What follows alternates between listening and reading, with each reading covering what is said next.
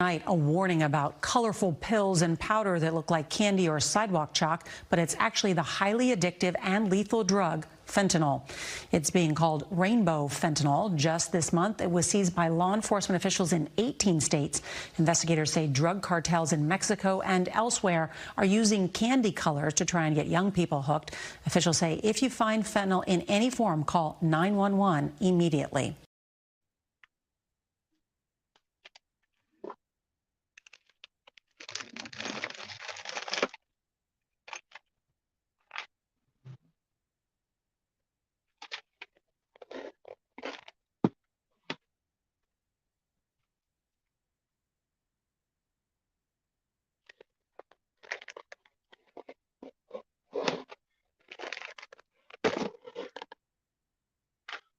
Hey man, I don't know if y'all even knew about it, but man, they say that doggone candy fentanyl is knocking sparks out of people, and they mainly talking about hitting kids real heavy. I just want to let y'all know that, man, cause I'm gonna tell you, most people these days, if they hear about it killing somebody, all they gonna do is run towards it anyway. They ain't gonna do nothing but try to go get them a bag of it. So it don't even really make no sense to even say nothing about it.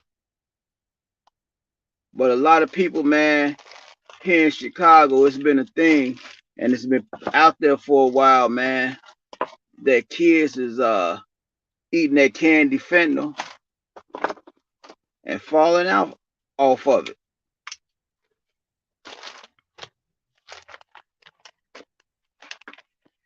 It done came to a point with me, man, to where I just said to myself, man, it don't even make no sense to really sit around and talk about stopping using it. Cause all that's gonna happen anyway is most people just gonna continue on using it. So if a person gonna lay up there, man, and keep doing it and then drop like a fly, at least you tried, man. For real. But as for me, I'm all right. Everything cool. I've been getting a few comments, people asking me where I was. Y'all know me, I ain't doing nothing. Still doing what I've been doing. I'm in the van. It ain't much to talk about these days, man. That's why I ain't been coming on. But I've been seeing a lot of people talking about that Kratom. And the next few days, I'm gonna get to that. Oh, here go your brother. Rainbow, your brother, do you suggest Kratom for withdrawal from heroin? It's going to help. Yeah, man. I suggest Rainbow. Yeah, I suggest, man, that you go on and get you some Kratom, man, if you're trying to, come off heroin, man. Because anything is better than nothing. If you can't get you nobody, man, you don't know one of your friends in the street or none of your partners, man, that's on methadone, and you can't like buy methadone off of him, yeah, use you some Kratom, man, and just see what happens. Ain't nothing wrong with it. These days, man, people giving Kratom a black eye because you got to look at it now. A lot of Kratom, people getting it out these from these corner stores and these gas stations and stuff like that. And the Kratom that's coming from those places, man, a lot of times they putting stuff on them. The only way you're going to get pure Kratom these days is you got to search for it. In these smoke shops, man, these smoke shops, they don't turn bad. They trying to get people to come up in there by putting a little something on the Kratom. I don't know what they putting on it, but they putting the mix on the Kratom. So if you're using Kratom from a head shop, a smoke shop, or something like that, the best thing you could do is be careful. Just take as much as you need, man, for the time that you're gonna be sick. A lot of people these days, they giving Kratom a black eye, talking about the withdrawal symptoms and stuff like that. But most of those people who talking about the withdrawal symptoms, those people who like ain't never used uh those are the people who ain't never like withdrawed off of heroin before, because they comparing a heroin withdrawal to a kratom withdrawal, and they talking about how bad the kratom withdrawal is, and that lets me know that if they say that a kratom withdrawal is that bad, that let me know that they not using no they ain't never used heroin before, they ain't never used fentanyl before, no other drug, if they talking about how bad that the kratom withdrawal was. I mean,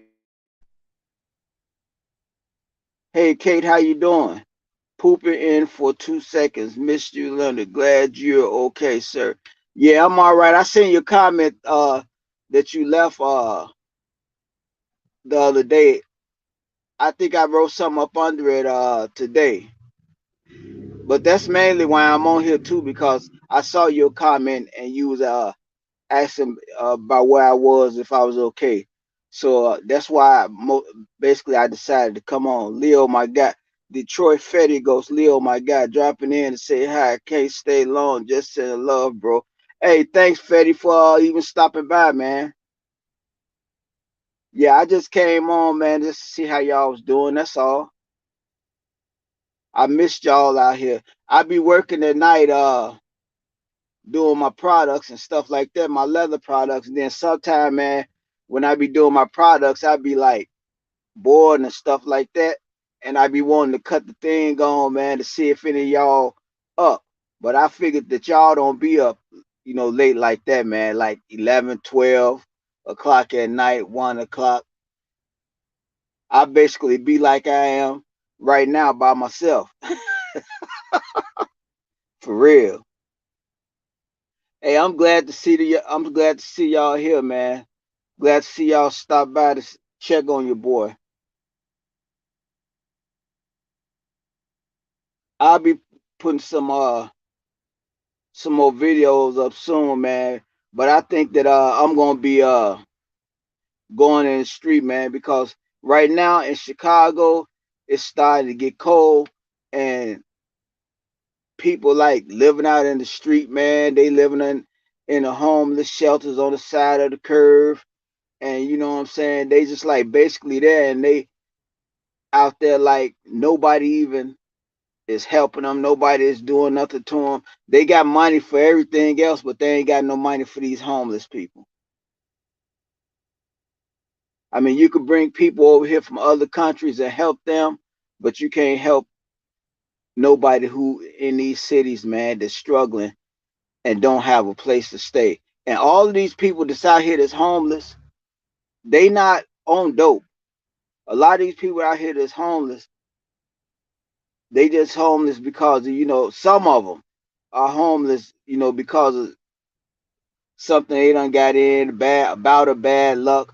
But you got a lot of people, man, that's homeless, because they want to be homeless. You got a lot of these people, man, who homeless because they don't want to listen to no rules, they don't want to follow no rules, they just want to do what they want to do, and they ain't trying to hear or listen to nobody, and they just out there. Rain vote, I can find Suboxone, but if Kratom can help me at the same level to quit heroin, then I prefer Kratom. I found Kratom Red Borneo from a shop with herbs and stuff, 100 grams, 30 euros. It's a legit store. Hey, Rain, I'm going to tell you like this, man. What's up, Fifth Dimension? Appreciate that. Hey, I'm going to tell you something, Rain. You talking about the subs? Hey, I don't down subs, man. If you got to use subs for real. Anything is better than using fentanyl or any type of dope. If you got a way to get subs, use subs. But for me personally, I know that when you get ready to come off subs, you're gonna have to go through a withdrawal as well.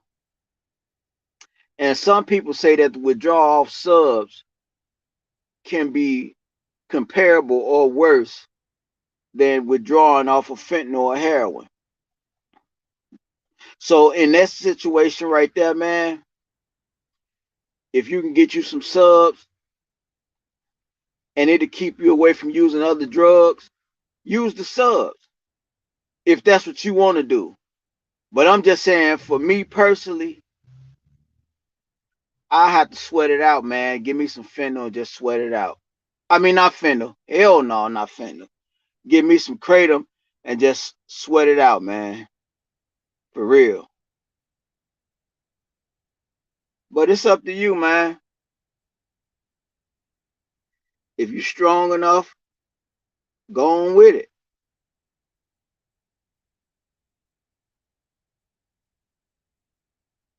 Or try to find you, like I said, methadone is just like just like the subs. When you come off it, you're gonna go through hell of a withdrawals too. Why I always talk about it, man, I always just talk about cold turkey. That's just me. I talk about cold turkey for the simple fact that if I go cold turkey, I always forget all about the hell that I always remember the hell that I went through coming off of dope. I remember that hell. And that hell will make me not ever want to use a bag ever again in life. And to tell the truth, that's what keeps me not using nothing today. What keeps me sober today after all these years, keeps me clean, is knowing the hell that I went through when I came off of dope. And that was hell, man, that I don't wish on nobody. Not even my worst enemy. Because that thing, man, is a monster. That thing there, man, will do you in. Your mama can't even help you when you withdrawing off of heroin. If you believe in God, you can get on your knees, man, and do all the praying in the world. Ain't nobody coming down out the sky to save you. Ain't nobody coming, man, on the red carpet to save you when it's time to get off of dope. If you want to get off of dope, you got to get off of dope by your damn self. You got to do what you have to do, man, in order to make it and live a good life, man, and just a life of sobriety. You ain't even got to have a lot of shit in order to live in this life. You ain't got to be looking at these people, man. These people be on TV, these rappers and stuff like that, and just people who be acting and stuff like that. You ain't got to look at these people, man, and want what they got. When you done been a dope fiend before, all you want to do with your life is you just want to live. You just want to be a regular ass dude. A regular dude that go to work. But if you got a certain type of skill that you know that you can get rich off of, go on with it. Because I'm going to tell you something. We all got talent. We all got skills. And being a dope fiend, if you was ever locked up in the county jail before and you held conversations with other dope fiends, you realize something. You realize that a dope fiend is a smart individual. And you just say to yourself a lot of times, if this dude know this much and he got it all figured out, why the hell are you up in here in this jail and you a dope fiend? And it's the same answer, man, that we always give. We took that one hit of dope. And when we took that one hit of dope, we loved it. And then some of us told ourselves, hey, man, I ain't using nothing else. I'm through with this. I just tried it out this time and it's over with. And then you find yourself, man, getting in some type of trouble, or you've had some type of problem or something like that. And you find yourself going and getting you another bag. And that second bag is always better than that first bag. That first bag will have you sick or have you probably throwing up or something because you never had that feeling before. But that second bag is what draws you in and push you on the road to being a dope fiend. Because after that second bag, you want more. You want more. You want more. And it never stops. Rain vote. That's exactly the reason I don't want to take Suboxone, because sooner or later I will withdraw from subs too. So I better take Kratom or nothing. It's not the first time after all. I know how it's like. Stephen James, Kratom is an awesome supplement and cheaper to use and works wonders. See, that's what I mean. Yeah, you're right, Stephen. Rain vote. That's what I mean. You know how it is. And you done been through the shit before. So by you going through it before and you knowing how it is now, I'm just telling you what I would do. I would just suck it up. And I would be a man. I put on my big boy slacks and I tell myself, man, fuck this. I'm going to get in this bed and I'm going to lay here for 5 or 6 days. Hold on for a second. Hello. What's going on? You on left? Yeah, I'm on this live right now. I'll call you back. All right.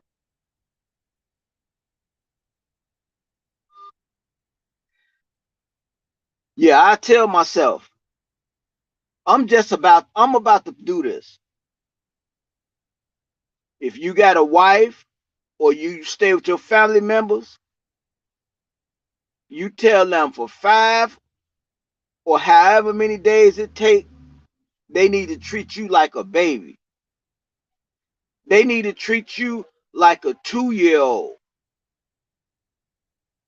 And whatever you need, they need to bring it to you. They need to help you because you're doing something that you ain't never did in your life. Which you said you have, though. You about to get clean. And you just lay there. And you know it already. You laying there going through withdrawal. You ain't going to be able to eat nothing. You ain't going to be able to drink nothing. All you going to be doing is using the toilet stool, throwing up your guts, and laying there with wobbly leg syndrome.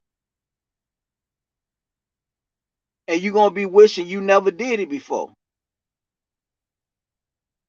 You're going to be wishing that you could jump out your body and go into somebody's body that ain't never used before. But when you come from up under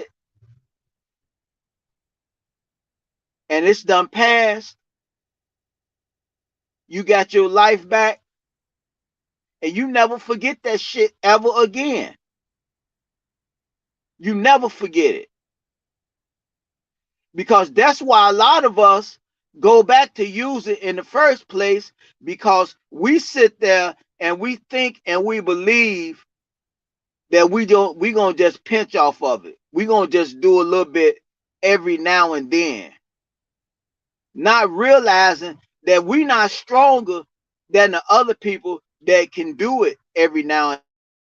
Segment of people that use dope and been using dope for years without anything happening to them. I'm talking about they got them a personal connect, and they buy their heroin from their connect, and they use every now and then when they go to parties or they go to kick it with their friends. They use every now and then. But us, we not strong enough to do that. I would never advise nobody after they done got clean to think they can dibble and dabble again. To hell with what other people say, man. When you get clean off of dope and you just need to do something, which a lot of people do just need to do something, go get you a beer or go get you some weed. See, I ain't the type of person, man, and a lot of us not. We ain't the type of people to sit around and talk about the people like the people in the AA meetings. Them people in the AA meetings, man, and them NA meetings, they think that they are the most holier than thou people on the face of the planet. If they hear about you using dope, not dope, if they hear about you using weed or they hear about you having a drink, they go with that sobriety date thing. Don't let that sobriety date thing, man, get to you. For real.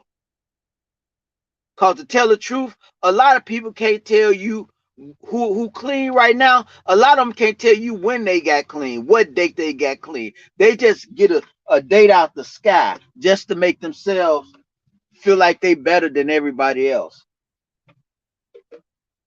And it's crazy. Rainbow, I need 2 weeks to get my body in 2 months for a full recovery. Yeah. When I was getting clean, and I'm gonna be real, I was sick, man, for a whole month. I'm talking about a whole month. And it was pure hell.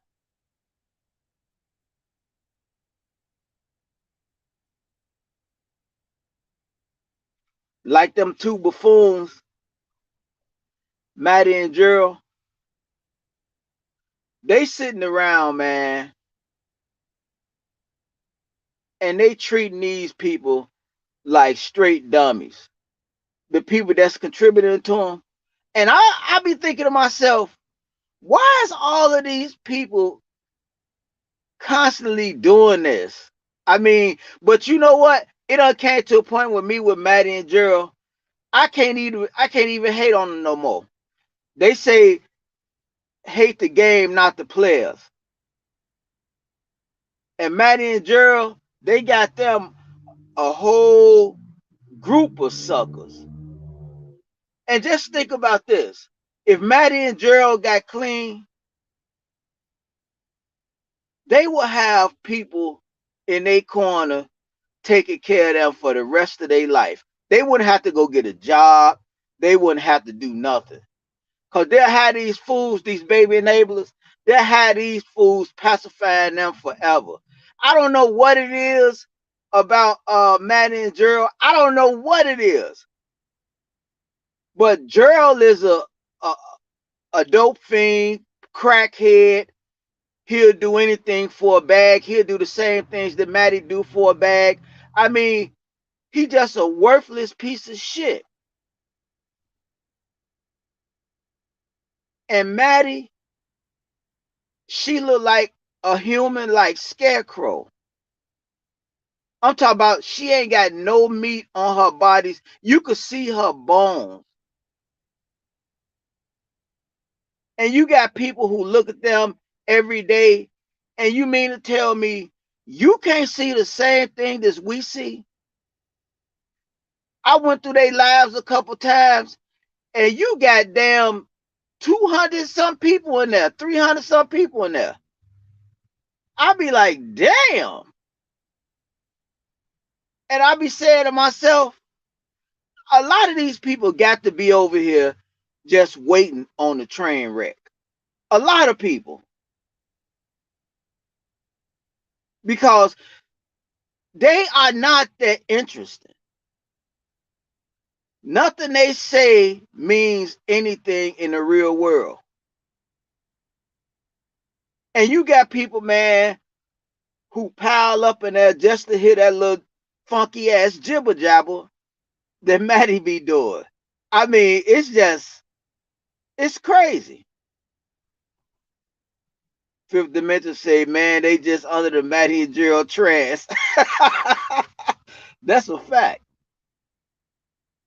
Stephen James, these are definitely personal lessons learned. I use Kratom as my vice, 250 grams every 2 weeks, but I don't drink, smoke, or use any other substance. So I made a personal choice to use Kratom. Hey, now I can dig that. I could dig that. And you got people, man, who use 250 grams like every few days. So you to be doing 250 grams every 2 weeks, you doing good. You doing damn good. And that's a fact. I have to say you on top of your game.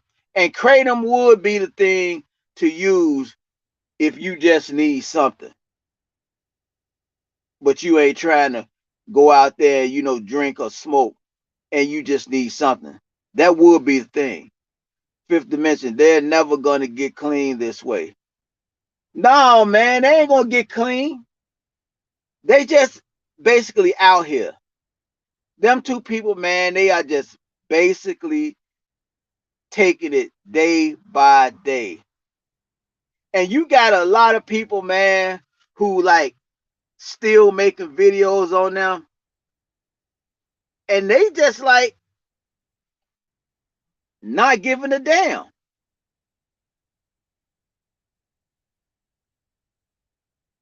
And it's crazy. And I be thinking, I be like, man, I know some of Maddie's family probably see this. And she's such a selfish type of person to the point where she don't give a damn who see it. Just as long as them dollars keep coming in, that Venmo, PayPal, Cash App, Facebook, that's all she care about. But mark my words, man, and I hate to say this, but one day it's all gonna be over. She's 34 and I'm 60 and I have fewer wrinkles. Exactly. Steven, don't you go through withdrawal with Kratom too. Facts.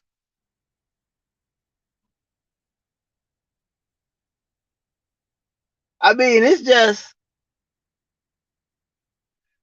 hilarious, man. And you know what? I'm gonna tell you something. When I was making videos about Maddie and Gerald, man, that was just like the funniest thing ever that I was doing. But I thought to myself, I'm like, my heart started to get to me, and it was like, man, I couldn't really keep on doing it because I ain't want to see nobody going through that type of thing because I never like to see anybody who's struggling. But they not struggling. Maddie and Gerald, they not the average dope fiends. These people got a built-in bank account. I'm talking about they got these fools over there fighting to get them money. They arguing in the chat who gave the last amount of money. If you give them this much, I give them that much. And Maddie's so slick with it to the point where she don't tell you when somebody done gave the money to her. She just let them keep on giving. And then when she figures she got her enough for a few bags of dope, she get the hell out of there. Get the hell out of there. But I don't know, man. Hey, thank y'all, man, for stopping by. For real. I think I might start doing these lives, man, like earlier in the daytime. So if somebody want to come up, man, I could like drop the link. You know what I'm saying? What's up, Holden? Fifth Dimension. Maddie and Gerald are playing a scam that they broke up. She's getting sympathy. Money now. I'm going to tell you something. I'm going to tell you. Her and Gerald are probably playing a scam like that in order to make some of the baby enabler dudes fight for her. And in order for the baby enabler dudes to have to fight for Maddie time and her love, they're going to have to donate money to their Cash App, Venmo, and PayPal. And a lot of them dudes, they probably came from their other cities to come down there just to date Maddie. And you could find a Maddie, man, in any city, on any host stroll throughout this country. Maddie ain't nothing special. Nothing special at all. But to have all these fools out here, man, fighting for her attention is just like totally hilarious. I'm going to watch, man. I'm going to start watching it again. And I'm going to start like giving my opinion on it, man, on lives. And I might just like put their video up there and then like comment on what's going on, what they talking about, what they said.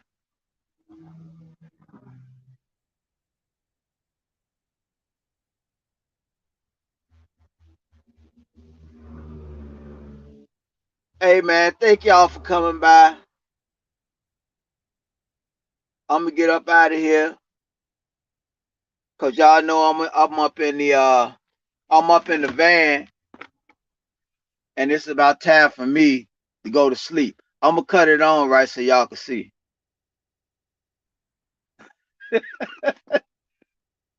See, I'm up in the van. There go my bed right there.